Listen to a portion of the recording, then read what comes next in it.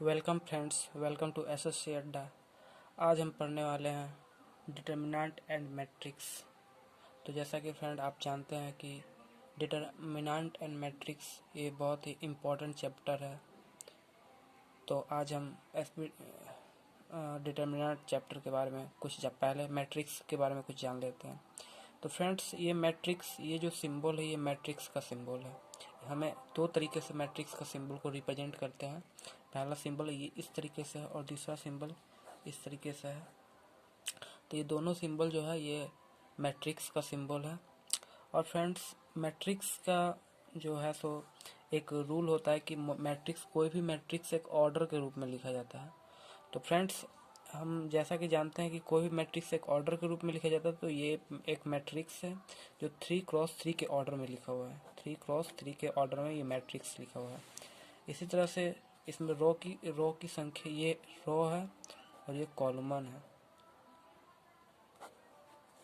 और उसके बाद फ्रेंड्स, ये 3-3-1 ये भी एक मैट्रिक्स है जो 3x1 के ऑर्डर में लिखा हुआ है, जिसमें 3 जो है, ये 3 जो है ये रो की संख्या है और इसके ये सिर्फ एक कॉलमन है, इसलिए इसमें कॉलमन की संख्या 1 है।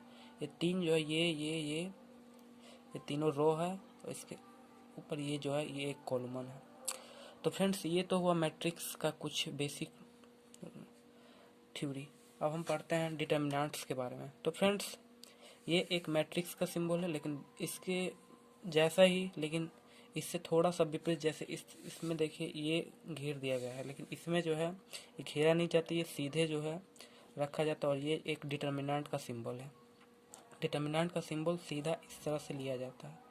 और फ्रेंड्स, इसमें जो डिटर्मिनेंट जब हम लिखते हैं, कोई भी डिटर्मिनेंट लिखते हैं, तो वो एक स्क्वायर के फॉर्म में लिखा जाता है।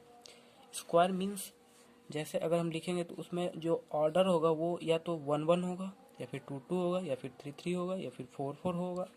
इस तरह से जो है उसका फॉर्म होता है। चलिए आइए फ्रेंड्स, आज हम देखते हैं किस तरह से मैट्रिक्स को लिखते हैं। तो फ्रेंड्स देखिए, number of row, number of column दोनों जो है डिटर्मिनेंट में बराबर होने चाहिए। मीन्स स्क्वायर मैट्रिक्स होना चाहिए।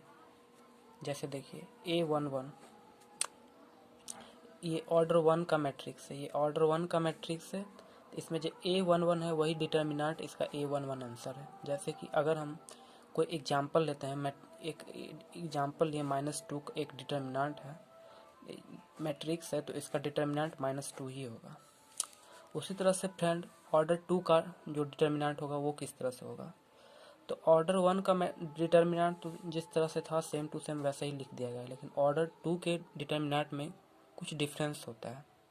और डिफरेंस ये होता है कि इसका जो फॉर्म होता है, इसको A11, A12, A13, A121 और A22 इस तरह के फॉर्म में लिखा जाता है। M×N इस तरह से लिखा जाता है, या फिर बोल सकते हैं 2×2, जिसमें रो की संख्या और कॉलम की संख्या दोनों जो है बराबर है। अब फ्रेंड्स, हम आते हैं इस मैट्रिक्स पे। ये मैट्रिक्स 1 2 2 4 दिया हुआ है। तो इसका जब अगर हम निकालेंगे डिटर्मिनेंट, तो इस तरह से निकालेंगे 1 2 2 4 और इसका डिटर्मिनेंट लगा देंगे। ये डिटर्मिनेंट का जो है सो सिंबल है, और इस तरह से क्रॉस मल्टीप्लिकेशन करेंगे 4, तो इसका डिटर्मिनेंट का आंसर जो आया वो 0 आया। तो उम्मीद करते हैं फ्रेंड आप समझ गए होंगे। और friend, determinant of square matrix of 3 order, ये 3 ऑर्डर का डिटर्मिनेंट कैसे होता है, तो आइए हम समझते हैं। तो फ्रेंड्स, सबसे पहले हम 3x3 ऑर्डर का हम मैट्रिक्स ले लेते हैं। A11, A12, A13, A21, A22, A23, A31, A32, A33 इस तरह का एक मैट्रिक्स है। और इसका तो अब इसका हम डिटर्मिनेंट निकालते हैं। तो डिटर्मिनेंट का ये हम यहाँ पे लगा दिए symbol A11, A12, A13, A21, A22, A23, A31, A33, 32 और 33, ये 3x3 ऑर्डर का ये मैट्रिक्स है, डिटर्मिनेंट। अब इसमें एक रूल होता है कि जैसे देखिए, ये फर्स्ट वाले को अगर हम लेंगे, इसको लेंगे, तो इसके सामने का जो जितना भी रो है, इसके सामने का जितना भी कॉलम है, ये सबको नहीं लेंगे।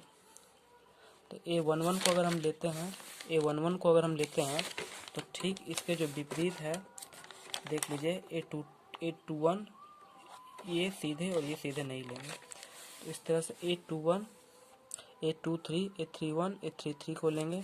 फिर A12 देखिए यहाँ पे 12 को लेंगे। तो इस तरह से लेंगे, एक 21, 23, 31, 33 प्लस, इसमें माइनस का चिन्ह लगेगा क्योंकि ये 11 था इसलिए स्क्वायर हो गया, और ये 12 है, ये मतलब इसका 3 है इसलिए माइनस हो जाएगा, ये फिर 4 हो गया इसलिए प्लस हो जाएगा।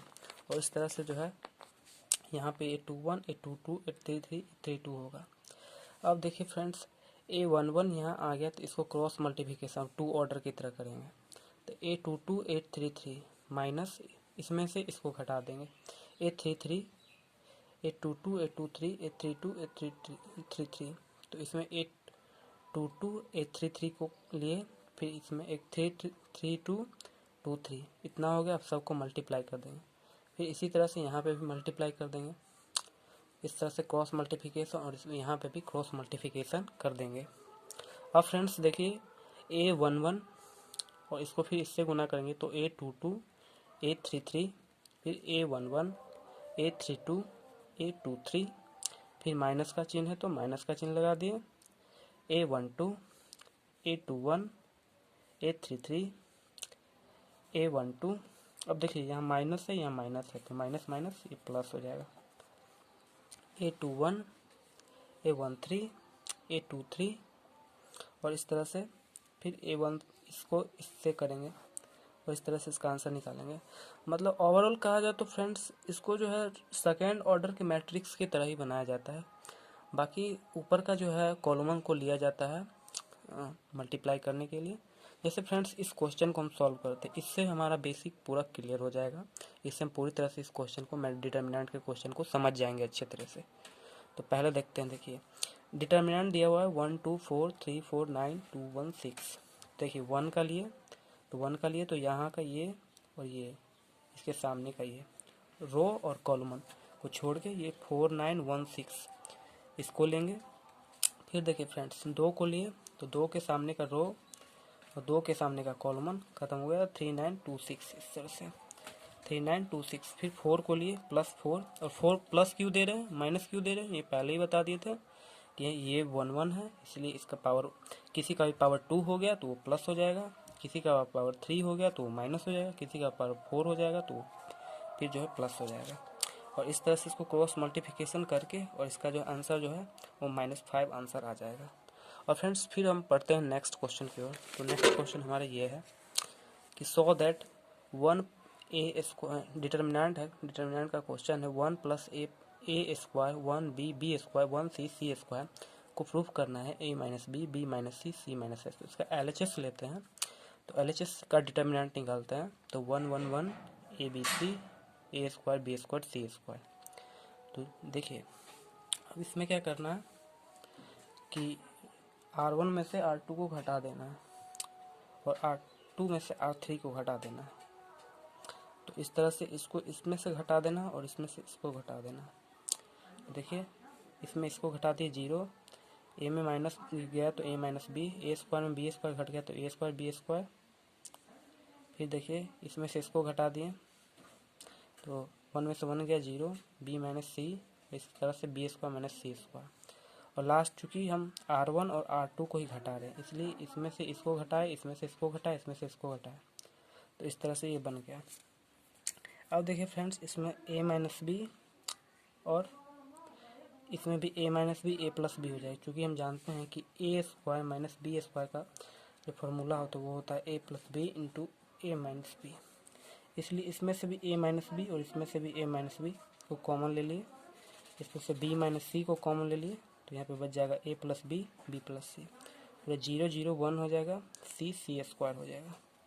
अब देखिए friends a - b b - c है, अभी 1 के सामने का c के सामने का एक्सपेंड कर देंगे, इसको मतलब ये ख़त्म कर देंगे, तो ये सीधे जहाँ पे भी 0 0 1 आ जाए वो ख़त्म हो जाएगा।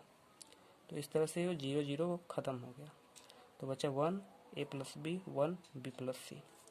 तो इसको फिर से जो है सेकेंड ऑर्डर की तरह गुना कर देंगे, तो ये प्रूफ हो जाएगा 1 माइनस बी, बी माइनस सी और 3 माइनस ए। नेक्स्ट क्वेश्चन बनाता हूँ। नेक्स्ट क्वेश्चन है 1 plus A1 B2 A2 A3। फिर है इवेल्यूट करना A1 1 plus A2 A3 A1 A2 1 plus A3। अब इसको जो है इवेल्यूट इसका मान निकालना है। तो बस इसको कुछ नहीं करना है, हमें देखिए हम दिख रहा है कि ये और ये तीनों को हम जोड़ देते हैं, C1 C2 C3 को बस जोड़ दिए पहले फॉर्म में R1 में C1 C2 C3 C1 C2 C3 सब में जोड़ते चले गए। बस इसको एक को निकालना, चूँकि मेरा टारगेट है कि 2 जीरो बना देना। तो 2 जीरो बनाने के लिए सबसे पहले इसमें देखिए, इसमें इसको ये तीनों को बराबर करना होगा। तो तीनों को बराबर करके कॉमन निकाल लेंगे तो फिर जो है 1 1 1 आ जाएगा और 1 1 1 को हम जीरो कर सकते हैं। तो इस तरह से इसको हम 1 plus A1 plus A2 plus A3 कर दिए। फिर A2 का A2 है, A3 का A3 है, फिर इस तीनों को जोड़ दिए ये और फिर 1 प्लस A2 फिर A3, फिर A1 A2 1 प्लस A3 है तो A1 A2 A2 A3, फिर A2 का A2 1 प्लस A3। और जिस तरह से ये काम किया है उस तरह से यहाँ पे लिख दिया। अब फिर इसमें से देखिए फ्रेंड्स, कुछ दिख रहा होगा आपको कि तीनों में से कॉमन ले लेते हैं। तो तीनों में से कॉमन ले लिए और कॉमन ले लिए तो ये बचा 1 1 1 A2 A3 1 plus A2 A3 और यहाँ बचा 1 A2 1 प्लस A3। तो फ्रेंड्स फिर देखें कि इसमें से ये कॉमन ले लिए। अब R1 में से हम R2 को घटा दिए, R1 में से R2 को घटा दिए, मतलब 1 में से 1 घटा दिए 0, 1 में से 1 घटा दिए 0। अब A2 में से इसको घटा दिए तो -1 हो गया, इसमें से इसको घटा दिए तो 1 हो गया और A2 का A2 हो जाएगा। A3 में से A3 घटा दिए तो 0, A3 में से 1 प्लस A3 घटा दिए तो 1 और -1 हो जाएगा। और इस तरह से इसको आगे हम एक्सपेंड करेंगे तो इसको कॉमन ले लेंगे, -1 0 1 -1 होगा।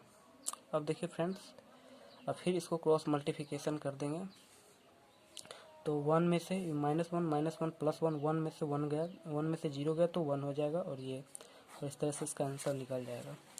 और क्वेश्चन नंबर नेक्स्ट देखिए, ये क्वेश्चन नंबर 3 हुआ। प्रूव दैट ये क्वेश्चन दिया हुआ और इसको प्रूव करना है 4A² B² और C²।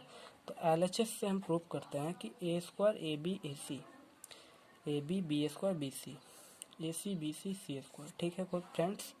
अब देखिए फ्रेंड्स, हम चूँकि मानते हैं कि हम जो है C1 में से इसमें से हम A कॉमन ले लेते हैं, C2 में से B कॉमन ले लेते हैं और C3 से C1 यहाँ से ऐसे लेते हैं फ्रेंड्स, C1 से A कॉमन ले लेते हैं, C2 से B कॉमन ले लेते हैं और C3 से C कॉमन ले लेते हैं। तो A B C तो बच गया इसमें A, इसमें बच गया A, क्योंकि इसमें B लिए थे तो इसमें बच गया A, इसमें C लिए थे तो बच गया A, इसमें A लिए थे तो B बचा, इसमें B लिए थे तो -B, इसमें C लिए थे तो B बचा, फिर इसमें A लिए थे तो C बचा। इस तरह से ये हो गया। अब देखिए फ्रेंड्स, चूँकि यहाँ पे जो है सो -A और A है तो इसको क्या करना है, इसको 0 करना है। तो सबसे पहले हम इसमें से इसको जोड़ देंगे तो ये 0 हो जाएगा, फिर इसमें इसको जोड़ देंगे तो फिर ये भी 0 हो जाएगा। तो वही किया है, C1 में C3 जोड़ दिए, C2 में C2 और C3 जो है घटा दिए हैं। तो इस तरह से करने पे जो है सो 2 0 आ गया और A आ गया। तो इसमें क्या है कि इसको A के सामने से एक्सपेंड कर दिए तो ये और ये ख़त्म हो गया। तो बस यही बचा, इसको फिर क्रॉस मल्टीप्लिकेशन कर दिए तो 4BC आया प्लस 0 आया। इसका मतलब 4BC को ABC से गुना किए तो 4A² B² C² ये प्रूफ हो गया friend. Thank you friend watching me this video.